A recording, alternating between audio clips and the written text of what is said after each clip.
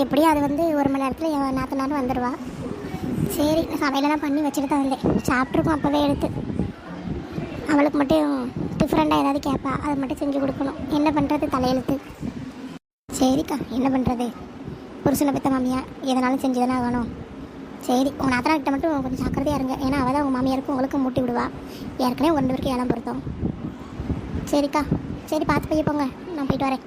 அங்கே 2 என்ன பண்ணுதுன்னு தெரியல. என் பிள்ளைங்க 2 சண்டை போடுதோ என்னமோ. சரிக்கா, போயிட்டு வரேன். அத்தை எப்போ வந்தீங்க அத்தை? வந்து ரொம்ப நேரம் ஆச்சா? பிள்ளைங்க டீ எதுவும் கொடுத்தாங்களா? என்னம்மா ஊரெல்லாம் சுற்றிட்டு வந்தாச்சா இப்படி? பொட்டை பிள்ளைங்க விற்றுட்டு ஞாபகம் இருக்கா? தனியாக வச்சுட்டு போயிருக்க நீ பாட்டு வச்சுட்டு காலங்கிழக்க கடையில். இப்படி தான் ஊரை சுற்றிட்டு வருவேனே. சாப்பாடு மட்டும் செஞ்சு வச்சா போதும், பிள்ளைங்க சாப்பிட்டு இருந்துக்குவாங்கன்னு. உன் பிள்ளைங்க உனக்கு மேலே இருக்குது. வந்தவங்கள வான்னு கூட கூப்பிட தெரியல. என்ன பிள்ளை வளர்க்குன்னு தெரியலை. சரி என் பிள்ளை வரா நல்லா ஃப்ரெஷ்